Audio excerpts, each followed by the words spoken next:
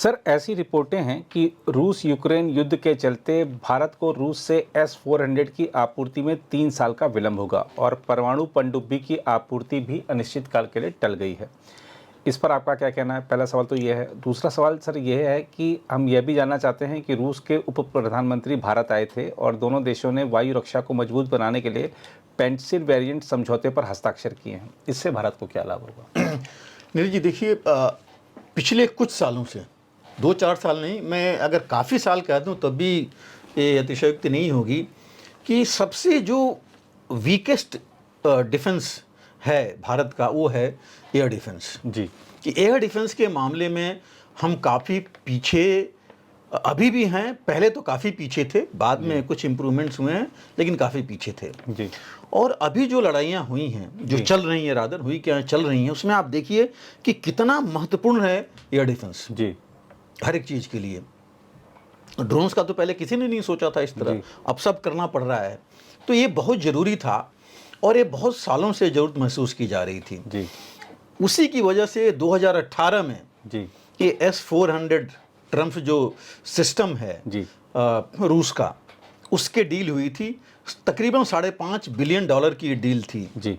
और 3 सालों में ये 3 बैटरीज इनकी आनी थी S-400 की। जी। तो एक तो आ गई थी, जिसको आपको पता है कि हमने वेस्टर्न और ईस्टर्न बॉर्डर दोनों, मेनली चाइना को करते हुए डिप्लॉय जी। किया हुआ है इधर से कि दोनों जगह एक्शन कर सके, लेकिन कमी पूरी नहीं हुई थी। और ये एक बैटरी अभी आनी थी और एक अगले साल आनी थी, जी। लेकिन ये डिले हो गया है। जी। और ये आपको पता है डिले, एक आपने कहा बिल्कुल कि एक रूस यूक्रेन की लड़ाई का है जी। कि उसमें खुद भी इस्तेमाल किया है। और बताऊं आपको, पहली बार 1-2 सिस्टम्स इसके ऐसे हैं S-400 के जो उन्होंने इस्तेमाल किया, जी। टेस्ट किया और अच्छा है। और S-400 देखिए अभी भी कहा जा रहा है कि दुनिया का सबसे ताकतवर एयर डिफेंस सिस्टम है। जी। देखिए इतनी पुरानी पैट्रियट मिसाइल्स ने कितना फ़ायदा दिलाया यूक्रेन को, इजराइल को इस लड़ाई में। और ये तो उससे काफ़ी उन्नत सिस्टम है। जी। दूसरा, मैं सिर्फ यही नहीं कहूँगा कि ये यूक्रेन की लड़ाई ही, क्योंकि ईरान को भी इन्होंने सप्लाई किया है S-400। जी। हालांकि कंफर्म तो नहीं है, बट यस, ऑलरेडी न्यूज़ में, अमेरिकन मतलब न्यूज़ में आ चुका है कि भाई ये वेस्टर्न मीडिया में कि एक बैटरी उन्होंने सप्लाई की है जी। उनको, और उनके साथ इन्होंने 2019 में डील की थी। जी। लेकिन उनको S-300 जो इनके पहले का है जी। वो काफ़ी दे चुके हैं, ईरान के पास है। जी। भारत ने S-400 की ही डील की थी, हालांकि इन्होंने S-500 भी बना लिया है और उन्नत है, बट वो अभी तक बाहर नहीं लाए हैं, ना उन्होंने किसी को दिया है। जी। तो ये जो है, बिल्कुल सही आप कह रहे हैं कि डिले हो रहा है। हालांकि इन्होंने 2026 बोला है, तो मुझे लगता नहीं कि 2026 भी जिस हिसाब से है उससे हो पाएगा। तो आपने बिल्कुल सही कहा कि 2 से 3 साल का डिले, इसमें 3 से 4 साल भी लग सकता है। हाँ, एक गाइडेड मिसाइल वॉरशिप, वो शायद इन्होंने बोला है कि वो भी डिलेड है, लेकिन वो मिल जाएगी। अभी हो सकता है इस साल तक, इस महीने के आखिरी में चाहे अगले महीने तक हो जाए। जो कलिनिंग्राड शिपयार्ड में बन रही है उनके, उसकी बात हुई है। तो ये डिले तो काफ़ी हो गया है और 2024-25 तक ही कंप्लीट होना था। जैसे मैंने कहा, एक बैटरी आ चुकी है, एक और आनी थी अगले साल, लेकिन वो अब जो है नहीं आ रही है और बहुत असर होगा इससे हमारे जो एयर डिफेंस के ऊपर। जी। इस तरह की प्रणाली है नहीं जिसकी हमें बहुत ज़रूरत है। और ये जो S-400 मैं इसलिए कह रहा हूँ कि एक बहुत ही उन्नत किस्म का हथियार है। इसकी अवेलेबल तो है, सारे डिटेल्स हैं, लेकिन देखिए ट्रैक भी कर सकता है, मॉनिटर भी कर सकता है, सिस्टम को डिस्ट्रॉय भी कर सकता है, हर तरह के तकरीबन ये सिस्टम को कर सकता है। चाहे वो ये जो है, एक्चुअली देखा जाए तो ये सरफेस टू एयर मिसाइल है, बेसिकली जो ज़मीन से हवा में मार करती है और ट्रैक भी करता है। जैसे मैंने कहा, उसको न्यूट्रलाइज भी करेगा और कई टारगेट एक साथ कर सकता है। इसमें ड्रोन्स, इसमें एयरक्राफ्ट, फाइटर एयरक्राफ्ट हैं, इसमें मिसाइल्स हैं, बैलिस्टिक मिसाइल्स हैं। इनको सबको जो है ले करके ये सक्षम है मल्टीपल टारगेट्स एक साथ डिस्ट्रॉय करने के लिए।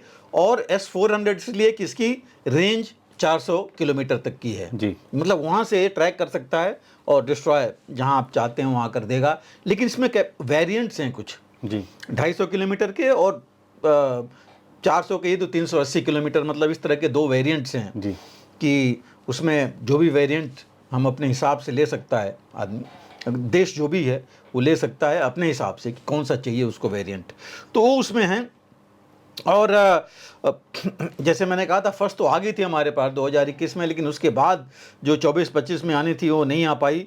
और इसके साथ जैसे मैंने कहा, देखिए सबसे ज़्यादा हमें ज़रूरत तो ऑफकोर्स हमारे चीन के साथ ईस्टर्न बॉर्डर्स पर है। जी हालांकि ऐसा नहीं कि यहाँ कम है वेस्टर्न बॉर्डर्स पर पाकिस्तान के साथ, लेकिन यहाँ भी बहुत ज़रूरत है। और दूसरा सबसे बड़ी चीज़ है कि हमारे एयरफोर्स के पास, भारतीय वायुसेना के पास एयर डिफेंस सिस्टम्स की भी कमी है जी। और एयरक्राफ्ट की भी कमी है। जी आप देखिए एयरक्राफ्ट भी नहीं है, तेजस भी डिले हो गया, जी इंजन भी अभी तक नहीं आया उसका, तो बाकी वो कैसे करेंगे, जी कब आएंगे। इसलिए सोचा जा रहा है बाहर से और लेने के लिए जी कि और सिस्टम लें, या रफाली लें या कोई और लें। जी तो ये जो है कमी है, ये बहुत ज़्यादा, क्योंकि ये बहुत ज़रूरी था। जैसे मैंने कहा दुनिया का सबसे ज़्यादा पावरफुल उन्नत किस्म का ये एयर डिफेंस सिस्टम है इसमें। और ये सबसे बड़ी चीज़ है कि फुल्ली इंटीग्रेटेड है, जी लो लेवल के लिए भी, मीडियम लेवल, हाई लेवल और स्पेस के लिए भी। 36 किलोमीटर तक की इसकी वो है, हाइट में जा सकता है। जी। तो उस हिसाब से इसलिए मैंने कहा कि काफ़ी वर्सेटाइल है और काफ़ी उन्नत किस्म का ये है।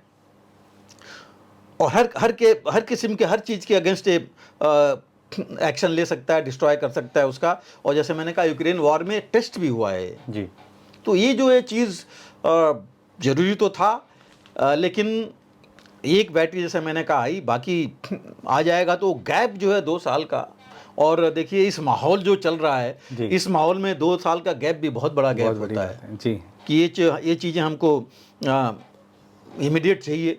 जी और इसमें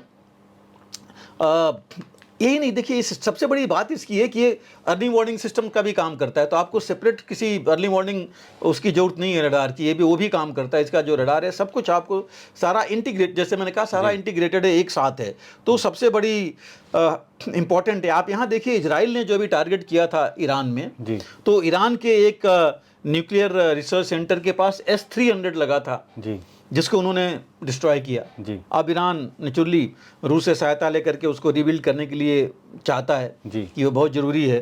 तो और मुझे लग रहा है कि इसके साथ जो सैंक्शंस लगे हैं इनके खिलाफ, रूस के खिलाफ, इनको रॉ मटेरियल से मिल पा रहे हैं जी जिस तरह इनको चाहिए, और स्पेयर्स वगैरह नहीं आ पा रही हैं। तो इस वजह से डिले उनके यहाँ है, खुद की भी रिक्वायरमेंट उनकी है, जी। और हर एक का है कि पहले अपनी वो पूरा करेंगे तब जा करके जी। बाहर देंगे। तो ये चीज़ तो यही है ही। लेकिन जो प्रश्न चिन्ह उठते हैं कि देखिए 2018 में हमने कॉन्ट्रैक्ट किया, जी और मैं ये भी बता दूं कि इतना आसान नहीं है, काफ़ी समय तक रूस इसको समय लगाया डेवलप करने में। हम थोड़ा आगे आएंगे जब अपनी पेंसिल की बात करेंगे। जी लेकिन इसमें ज़रूर ये नहीं हो सकता कि 6-7 साल में कुछ न कुछ तो अपग्रेड हुआ होगा। जी तो क्या रूस वही सिस्टम सप्लाई करेगा हमको, या उसको अपग्रेडेड वर्जन देगा? जी हमने वो भी देखना पड़ेगा, क्योंकि खास करके इस लड़ाई में जितना हुआ है जी उसको देखते हुए, मतलब आयरन डोम, जैसे वो आयरन डोम इजराइल का विफल रहा कई मानों जी। में, तो क्या उसको देख करके कुछ और इम्प्रूवमेंट्स हुए हैं? जी अगर वो इम्प्रूवमेंट्स करके दे रहे हैं तो फिर भी आदमी एक्सेप्ट कर सकता है जी कुछ डिले। जी। लेकिन ये हमें अभी इसका कोई कंफर्मेशन नहीं है जी। कि ये कर रहे हैं कि नहीं। तो एक प्रश्न चिन्ह है। और देखिए इसको पूरे अभी समय वाली बात तो है, जी उसका मेंटेनेंस, उसके बाद से जो इसमें 2 तरह की, जैसे मैंने कहा 2 रेंज की मिसाइल्स जो इसके साथ हैं लैस, आई थिंक N48M करके, ऐसे दो वेरिएंट्स हैं, वो भी इम्प्रूव हुए हैं। कितने दे रहे हैं जी उनके ऊपर भी ये डिपेंड करता है जी कि कितने एक भारत को मिलेंगे, कितनी कॉन्ट्रैक्ट हुए हैं। तो ये जो है अब मैं आऊँगा उसी में कि भारत को आत्मनिर्भरता पर ही आगे बढ़ना पड़ेगा। जी। और खबर है कि भारत इस ऐसे सिस्टम पर काम भी कर रहा है, जी कि ऐसे एक सिस्टम पर भारत काम कर रहा है। जी। और वो जो है कुशा एक बैलिस्टिक वो है हमारा भी सिस्टम जिसको कि long range surface to air missile कह रहे हैं हम जी वो उस पर काम चल रहा है जो कहा जा रहा है कि कंपेरेबल होगा, टोटली तो नहीं होगा जी। क्योंकि S-400 फुल्ली इंटीग्रेटेड है।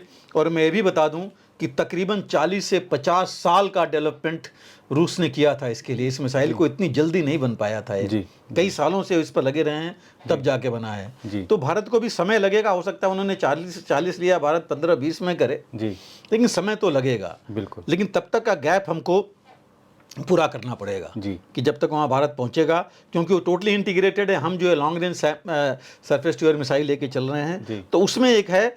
और दूसरा है, देखिए मैंने कहा कि जब तक ये नहीं होगा तब तक हमें स्टॉप गैप अरेंजमेंट करना ही पड़ेगा, जी। क्योंकि हम अपने रक्षा को इस तरह छोड़ नहीं पाएंगे। जी। तो ये जो है इसको देखते हुए अभी देखिए रूस के डिप्टी प्राइम मिनिस्टर आए थे 2 दिन, कल ही उन्होंने मीटिंग्स की हैं वहाँ पर, और भारत डायनेमिक्स लिमिटेड के साथ उनकी एक जो ROE सिस्टम्स है, जो डिफेंस मैन्युफैक्चरिंग उनकी कंपनी है, उन्होंने समझौता किया है पैंट्सिर AD मिसाइल सिस्टम के जी। डेवलपमेंट और प्रोडक्शन के लिए। और मुझे लग रहा है कि वो ये शॉर्ट रेंज होगा। जैसे मैंने कहा आपको कि कुशा सिस्टम जो लॉन्ग रेंज सैम होगा, ये शॉर्ट रेंज एक मिसाइल सैम होगा, सरफेस टू एयर मिसाइल, जिसके साथ 30 मिलीमीटर की गन्स भी माउंटेड होंगी, दैट फायरिंग करने के लिए भी। तो अगर मान लीजिए इतने ड्रोन्स और बाकी छोटे अगर किस्म के एयरक्राफ्ट वगैरह आते हैं तो उनको भी वो डिस्ट्रॉय कर सकते हैं उनको, और बाकी जो छोटे आएंगे उनको भी।